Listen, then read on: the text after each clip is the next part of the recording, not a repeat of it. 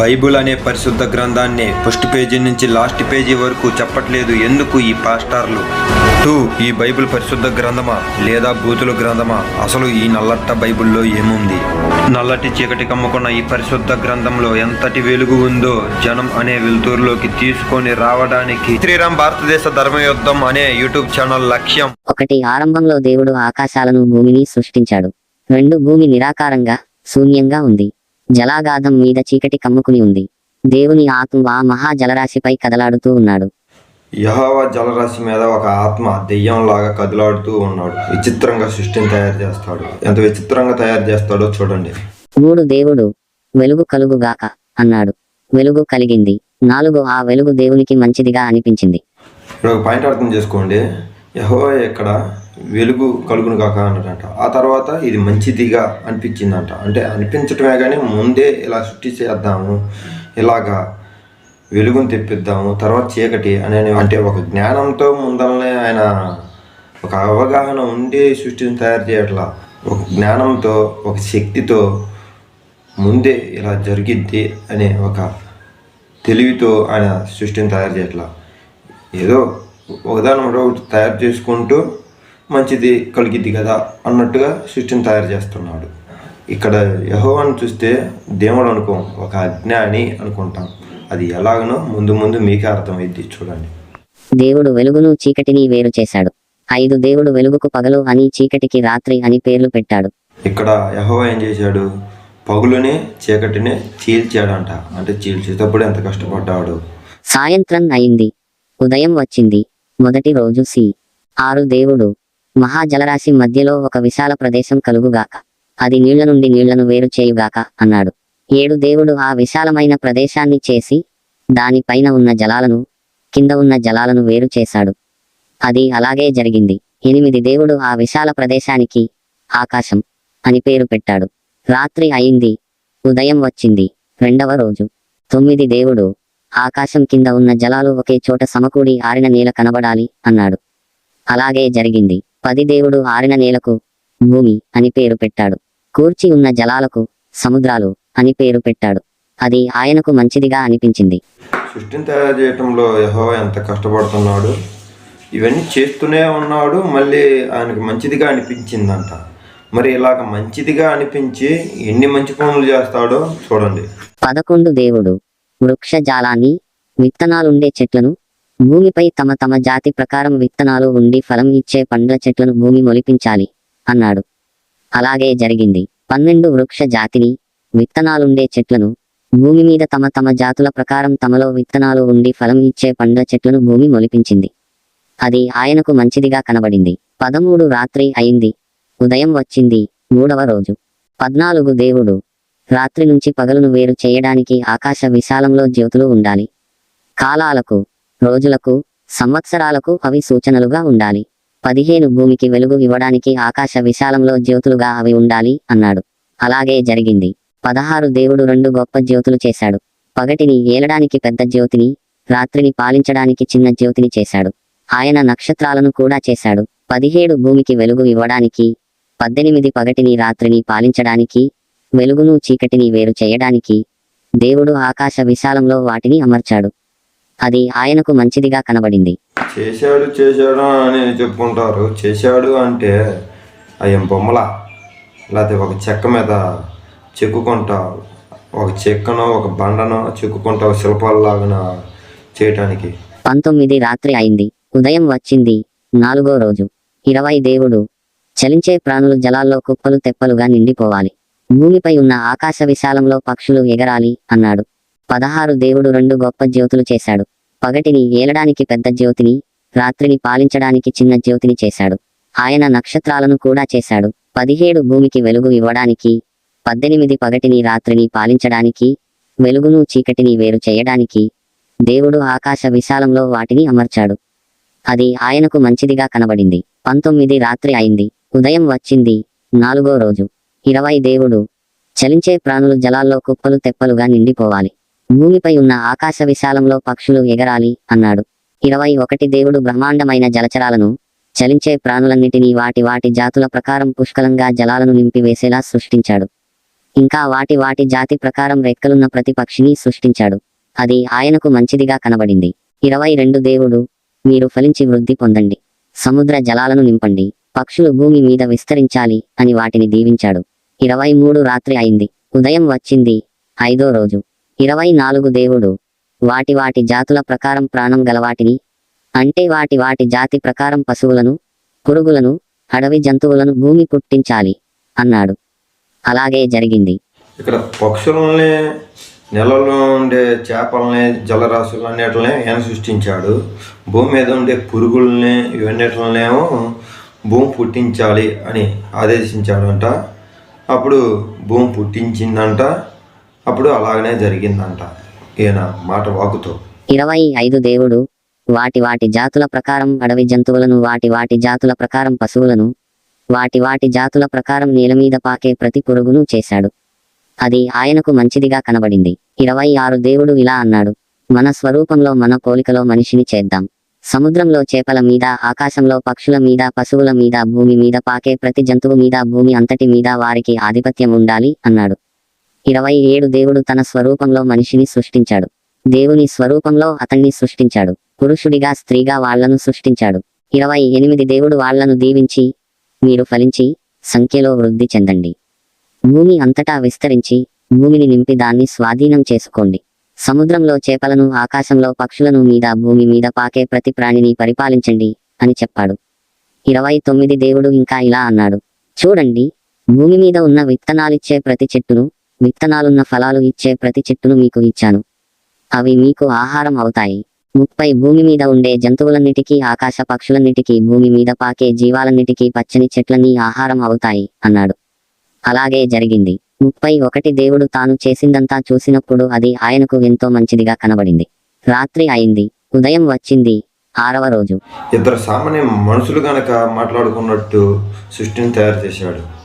తయారు చేసి ఒక స్త్రీని, ఒక పురుషుడిని తయారు చేసి భూమి మీద ఉన్న ప్రతి ఒక్క పక్షికి, జంతువులకి, పురుగులకి మీరు రాజులా ఉండండి అని అన్నాడంట. ఇంకా తర్వాత ఆయనకి మంచిది అనిపించింది. ఇది ఎంత విచిత్రంగా తయారు చేశాడు, అసలు చెప్పుకోవటానికి ఇది నిజంలాగుంది. గోళీలాట ఆడుకుంటే ఇద్దరు పిల్లగాళ్ళు మాట్లాడుకున్నట్టుగా ఉంది. గోళీలాట ఆడుకుంటున్నావు, పిచ్చుకు గోళ్ళు కట్టుకుంటున్నావు, చిన్నపిల్లవాళ్ళు మాట్లాడుకున్నట్టుగా యెహోవా సృష్టి విచిత్రంగా జ్ఞానంతో, శక్తితో సృష్టించాడు.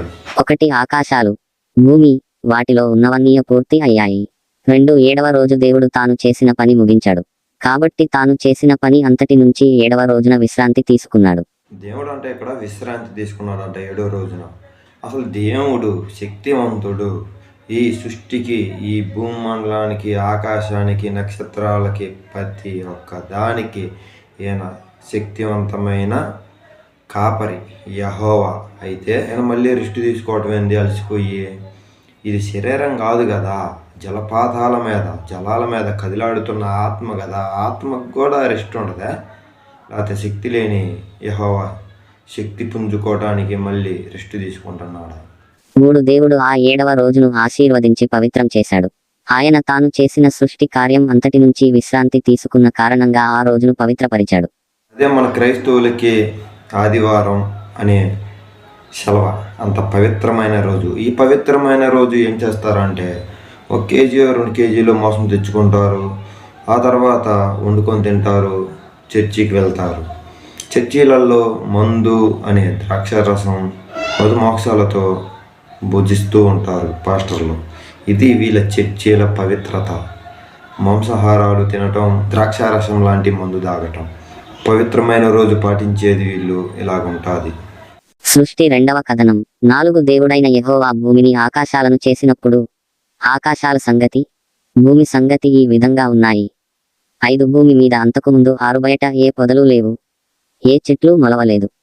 ఎందుకంటే దేవుడైన యెహోవా భూమి మీద వర్షం కురిపించలేదు, నేలను సేద్యం చేయడానికి ఏ మనిషి లేడు. ఆదికాండం 1వ అధ్యాయంలో ఏమని చెప్పాడు యెహోవా? సృష్టి తయారు చేసినాను, భూమి మీద విత్తనాలు చల్లినాను, భూమి మీద పురుగుల్ని, పక్షుల్ని మొత్తం సృష్టించినాను అని అన్నాడు. ఒక స్త్రీని, ఒక పురుషుణ్ణి సృష్టించి మీరు వీటన్నిటికీ రాజులాగా ఉండండి, మీ జనాభంతా ఈ భూమి మీద విస్తరించాలి అని చెప్పి యెహోవా భూమి మీద విత్తనాలు చల్లి మళ్ళీ అంట వర్షం కురిపించలేదంట.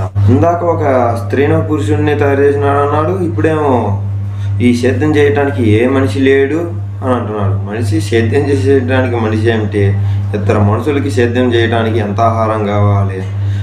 పక్షుల్ని ఈ జంతువుల్ని తినమని ఆహారంగా పెట్టావు. నువ్వు చల్లిన విత్తనాలకి వర్షం కురిపించావు అనుకో. అడవిలో జీవిస్తున్న ప్రజలు ఎంతోమంది జంతువులను వేటాడి ఆహారం తినటం, లేకపోతే కొన్ని దుంపలు చెట్ల వేర్లకి చెట్లకి కాసే కొన్ని పండ్లు దుంపలు తిని ఎంతమంది బతకట్లేదు? మళ్ళీ సేద్యం చేయాలా అంటే? ఇప్పుడు వాళ్ళు అడవిలో ఏమంత సేద్యం చేశారు, ఏమంత సేద్యం చేసి వాళ్ళు బతుకుతున్నారు. బుర్రలేని యెహోవా రకరకాలుగా సృష్టించేస్తాడు.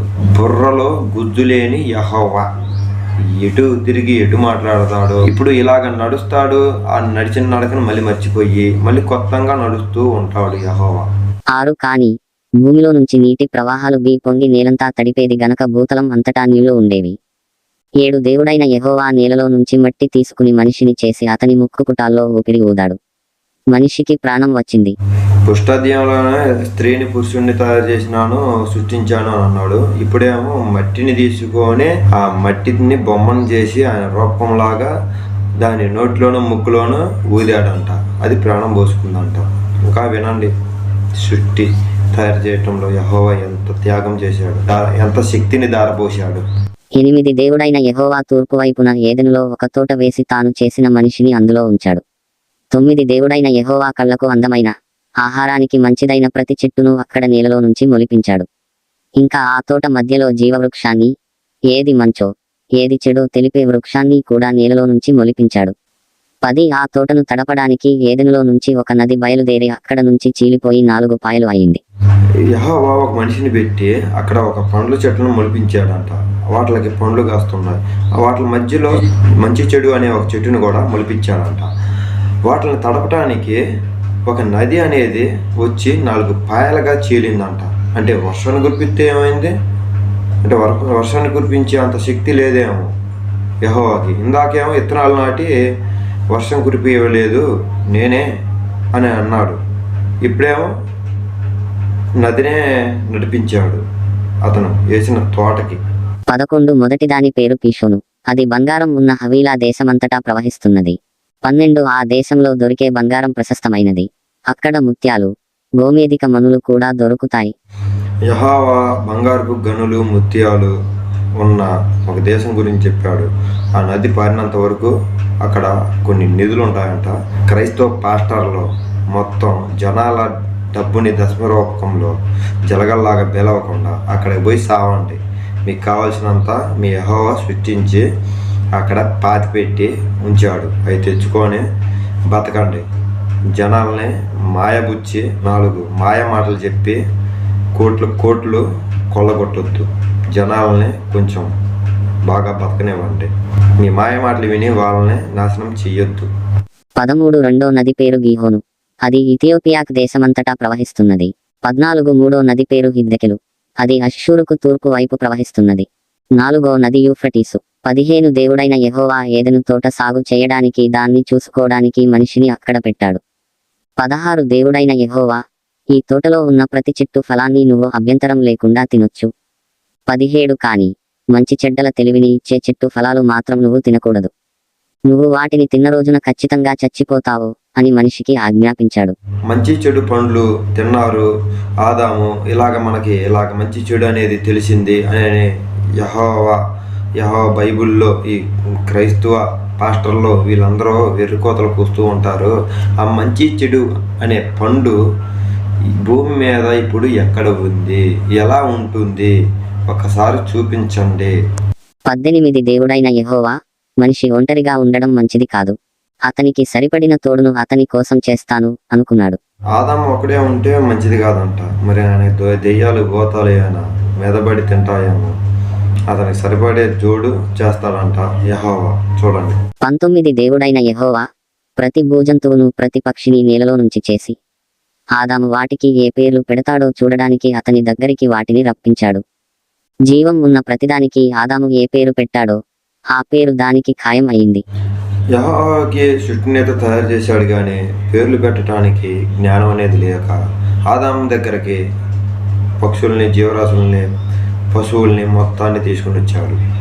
అప్పుడు ఆ ఆదాం పేర్లు పెట్టాడు.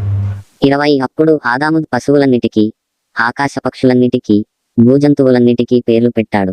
కాని ఆదాముకు మాత్రం సరిజోడు లేకపోయింది. 21 అప్పుడు దేవుడైన యెహోవా ఆదాముకు గాఢ నిద్ర కలిగించాడు. అతడు నిద్రలో ఉండగా అతని పక్కటెముకల్లో నుంచి ఒకదాన్ని తీసి ఆ ఖాళీని మాంసంతో పూడ్చివేశాడు. యెహోవా ఆదాముకి గాఢ నిద్ర కలిగించటం ఎందుకు? అతని పక్కటి ఎనకలో నుంచి ఒక ఎనకని తీసి మోసం కప్పటం ఎందుకు? ఏ మోసం కప్పాడు? లేకపోతే యెహోవా మోసం కప్పాడా? లేకపోతే జంతువు మోసం కప్పాడా? అంత విచిత్రంగా ఒక అమ్మాయిని తయారు చేస్తాడు. ఇప్పుడు చూడండి. 22 ఆ తరువాత దేవుడైన యెహోవా ఆదాము నుంచి తీసిన పక్కటెముకతో స్త్రీని తయారు చేసి ఆదాము దగ్గరికి తీసుకువచ్చాడు. అలాగ పక్కటి వెనకలో నుంచి తీసుకుని వచ్చి తయారు చేయకపోతే ఆదాముని ఎలా సృష్టించాడు? మట్టిలో నుంచి తీసి ముక్కులో నోట్లోనో గాలి ఊదినట్టు అలాగనే అవ్వను కూడా తయారు చేయొచ్చు కదా స్త్రీని. అంటే ఒక విచిత్రం అనేది ఉండాలి యెహోవాకి. 23 ఆదాము, ఇప్పుడు ఇది నా ఎముకల్లో ఎముక, నా మాంసంలో మాంసం. మనిషిలో నుంచి బయటకు తీసినది గనుక ఈమె పేరు మానుషి అన్నాడు. ఆదాము పక్కన వెనక నుంచి తీయబట్టి మనిషి అన్నాడంట. మరి ఆదాముని తయారు చేసినప్పుడు ఎవడు వెనక తీసుకొని వచ్చి తయారు చేసినాడు మనిషిని? యెహోవా. ఇక్కడ ఆదాము వెనక తీసి పక్కటి వెనక తీసి ఇక్కడ తయారు చేసిన పనే ఉంది. మరి ఆదాము పక్కటి వెనక తీసిన తర్వాత, ఆదాం పైకి లేచిన తర్వాత ఆదాముకు నొప్పి అనిపించలేదన్నమాట. ఇప్పుడు కొంచెం విచిత్రంగా ఉంటుంది. కొంచెం ఈ పాయింట్ బాగా చూడండి. 24 ఆ కారణంగా పురుషుడు తన తండ్రిని, తన తల్లిని విడిచి తన భార్యతో ఏకం అవుతాడు, వాళ్ళు ఒకే శరీరం అవుతారు. 25 అప్పుడు ఆదాము, అతని భార్య ఇద్దరూ నగ్నంగా ఉన్నారు, వాళ్లకు సిగ్గు తెలియదు. యెహోవా చేసిన ఆదాం తయారు చేసినరో చేయలేదో యెహోవా అనే తండ్రిని, తల్లిని విడిచిపెట్టారంట. అంటే యెహోవా తండ్రి అంటే యెహోవా, తల్లి ఎక్కడ ఉంది? ఆడ తల్లి లేదుగా. మరి వీడు ఉంది తల్లి అని అంటాడు. భార్యని సృష్టించాడు, సృష్టించలేదు. సృష్టించగానే యెహోవాని తల్లిని, తండ్రిని విడిచి వాళ్ళ భార్యని పట్టుకొని వెళ్ళిపోతాడంట. ఇప్పుడు పక్కటి వెనకలో నుంచి ఆదాం పక్కటి వెనకలో నుంచి తయారు చేశాడు కాబట్టి అక్కడ ఆదాంకి అవ్వ ఏమైద్ది? చెల్లెలు కానీ కూతురు కానీ అయిద్ది. అదే చెల్లెలు కూతురు కాకుండా ఉండాలంటే ఆదాంలాగా మట్టిలో నుంచి తయారు చేసిన మాట అయితే, ఆదాంని సృష్టించినట్టు అవ్వను కూడా మట్టిలో నుంచి సృష్టించిన మాట అయితే భార్యాభర్తలు అంటే ఆడ ఒక అర్థం ఉంది. వాడు పక్కటి వెనుకలో నుంచి తీసిండు కాబట్టి అక్కడ ఏమైద్ది? ఒక కూతురు కానీ ఒక చెల్లెలు కానీ అవి ఆస్కారం ఉంది. వదిలిపెట్టి పోయే అవ్వ ఆదాం, యెహోవాని, యెహోవా గాలి పోయే. ఇప్పుడు ఆదికాండం 3వ అధ్యాయం ఇంకా ఎంత విచిత్రంగా ఉంటుందంటే, దీని అమ్మ జీవితం ఇది అసలు బైబిలేనారా? ఈ బైబిల్ చదివి వీళ్ళకి కొంచెం సిగ్గా లేదురా? అసలు ఇది చీకట్లాగుంది, ఇది ఒక పరిశుద్ధ గంధం ఎక్కడరా? ఇది ఆఫ్ మైండ్తో రాశారా? లేకపోతే వాళ్ళు బతుకే అది, దాంట్లో ఒక మంచన్నం ఉందారా? ఇవి జరగబోయే ప్రతి ఒక్కడు వచ్చే కథలో వీళ్ళని బట్టి మనం ఏం నేర్చుకోవాలి అని దీనమ్మ జీవితం. ఇది మన దేశానికి ఎందుకు వచ్చిందిరా? వాళ్ళ దేశం వాళ్ళ కట్టుబాట్లు ఇంత విచిత్రంగా ఉంటే అసలు ఇదేం కట్టుబాటురా? ఇలాగ బతికితే జైల్లో వేస్తారు, లేకపోతే ఎన్కౌంటర్ చేసేస్తారు. ఇయేం కట్టుబాట్లు రా, ఇయేం సిద్ధాంతాలు రా అని మైండ్ పోయి బ్లాక్ అయిపోద్ది. చూడండి పార్ట్ 2లో బైబిల్ క్లాసెస్. జై శ్రీరామ్, జై వివేకానంద.